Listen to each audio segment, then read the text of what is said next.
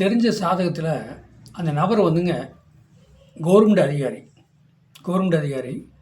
அவர் பார்த்தீங்கன்னா, அவருக்கு 2 பசங்க 2 பிள்ளைங்க. 2 பசங்க 2 பிள்ளைங்க. பார்த்தீங்கன்னா, நல்ல அவர் வந்து சேலரியே ரூ. 1,00,000 என்னமோ. அது இல்லாமல் வந்து நில புரோக்கரு அந்த மாதிரிலாம் பண்ணி நிறையா வந்து நிறையா பார்த்தீங்கன்னா ஒரு இடத்துல 6 வீடு வாடகை விட்டுருக்காருங்க. 2 பையனுக்கு கல்யாணம் பண்ணி தனித்தனியாக அவங்களுக்குலாம் வீடு வாங்கி கொடுத்துட்டாரு. பிள்ளைகளுக்கும் வீடு வாங்கி கொடுத்துட்டாருங்க. ஆனால் அவருக்கு 6 வீடு வாடகை வந்துட்டுருக்கு. இப்போ ரிட்டையர்ட் ஆகிட்டார், பென்ஷன் போயிட்டுருக்கு. இப்போ நல்லா சம்பாரித்து முன்னுக்கு வந்தாருங்க, நல்லா வந்துட்டு இருக்குதுங்க. ஆனால் அவர் வந்து எப்படின்னா, அவர் என்ன சொல்கிறார் அப்படின்னா, என்னுடைய ஆயுள் காலத்துக்கு நான் வந்து என் பேரில் சொத்து இருக்கணும், என்கிட்ட அமௌண்ட்டு காசு இருக்கணும், என்னுடைய பேங்க் பேலன்ஸ் என்கிட்ட இருக்கணும், அப்போ தான் என் பசங்க பிள்ளைங்க எனக்கு சாப்பாடு போடுவாங்க, என்னை பார்த்துக்குவாங்க அப்படிங்கிற ஒரு எண்ணமே அவர்கிட்ட அதிகமாக இருக்குது. ஆனால் நல்லா சம்பாரித்த காசுங்களுக்கு சம்பாரித்த காலத்தில் வந்து பையன் 2 பேத்துக்கும் வீடு வாங்கி கொடுத்தாரு. 2 பேத்துக்கு கல்யாணம் பண்ணியாச்சு, பிள்ளைகளுக்கும் கல்யாணம் பண்ணியாச்சு, வீடு வாங்கி கொடுத்தாரு. ஆனால் இப்போ என்ன சொல்கிறார் அப்படின்னா, அவருக்கு ஒரு பயம் வந்துருச்சு.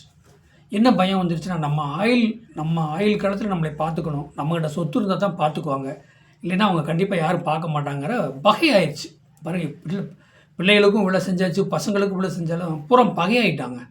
பகையானோடனே இவருக்கு ஒரு வெறுப்பு தன்மை வந்துடுச்சு. என்னடா நம்ம பின்னாடி காலத்தில் வந்து நம்ம சிரமப்படுவோம் மாட்டிருக்கு அப்படிங்கிற மாதிரி அவர்கிட்ட எண்ணம் வரும்போது, இந்த சொத்தெல்லாம் இருக்குது பாருங்கள், எல்லாமே அவர் பேரில் ரெடி பண்ணிக்கிட்டாரு. அவர் பேரில் பென்ஷன் வந்துட்டுருக்கு.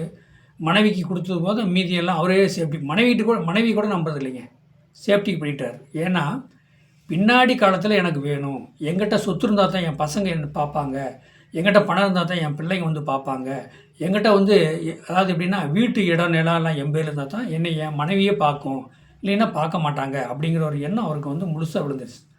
அப்போ பாருங்கள், பசங்களுக்கும் நிறையா சரி பண்ணிட்டாரு, பிள்ளைகளுக்கும் சரி பண்ணிட்டாரு, மனைவிக்கும் சரி பண்ணிட்டாரு.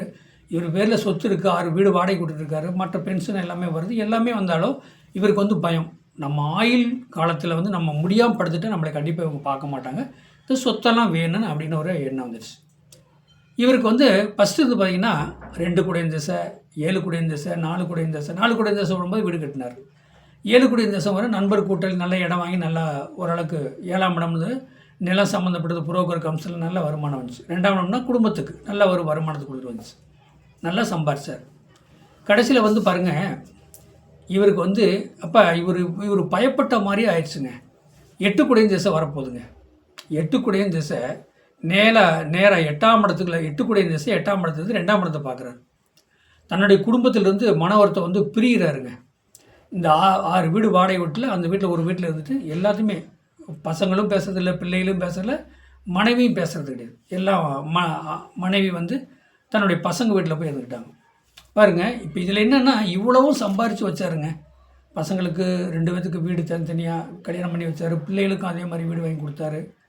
இவர் பேர்லேயே சேஃப்டி பண்ணார், மனைவி பேர்லேயும் சேஃப்டி பண்ணி கடைசியில் வந்து பாருங்கள், இவ்வளவும் சம்பாரித்து ஜெயித்த மனுஷன் சொந்த வீட்டில் தான் இருக்கார்.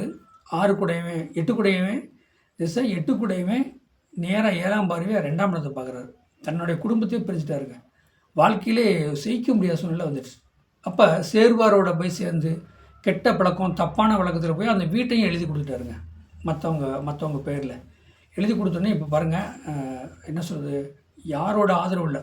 பசங்கள்லாம் என்னங்கிறாங்க, நாங்கள் பார்க்க மாட்டோம், அவர் சொத்தெல்லாம் போய் கண்டவங்க அடிச்சிட்டாரு, பிள்ளைகளை எங்கள் அப்பா வந்து கண்டவங்க சொத்தை போய் அடிச்சிட்டாரு, இப்படி தான் வந்து பேசுகிறாங்க. வச்சு ஏற்கனவே நமக்கு எல்லாம் சேஃப்டி பண்ணி வச்சாருன்னு நினைக்க மாட்டாருங்க.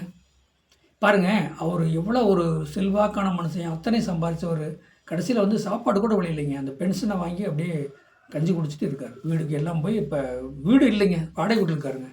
இதெல்லாம் வந்து இந்த சாதகத்தில் பார்த்தா ரொம்ப கொடூரமானது. அப்போ ஒரு மனிதனுக்கு வந்து 8 குடையன் திசை 2ஆம் இடத்தை பார்க்கும்போது எல்லாமே போயிடுச்சு இவர்கிட்ட. ஆனால் நல்ல வேலை, பசங்களுக்கெல்லாம் கொடுக்காம, பிள்ளைகளுக்கு கொடுக்காம இவர் பேர் இருந்தால் எல்லாமே போயிருக்கும்.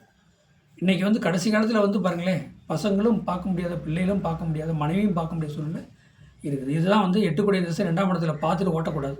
அவன் என்ன நட்சத்திரம் இருக்கிறானோ, செய்ப்பாங்களா தோப்பாங்கிறத பார்த்து நம்ம இந்த சாதகம் சொல்லணும். வாழ்க்கை வளமுடன் வாழ்த்துக்கள். என்னுடைய சேனலை சப்ஸ்கிரைப் பண்ணுங்கள், பெல் பட்டன் ஆன் பண்ணுங்கள், மற்றவங்களுக்கு ஷேர் பண்ணுங்கள். என்னுடைய ஃபோன் நம்பர் 95 14 77 10 74 நம்பருக்கு வாட்ஸ்அப்பில் சாதகம் அனுப்புங்க. வாழ்க்கை வளம்.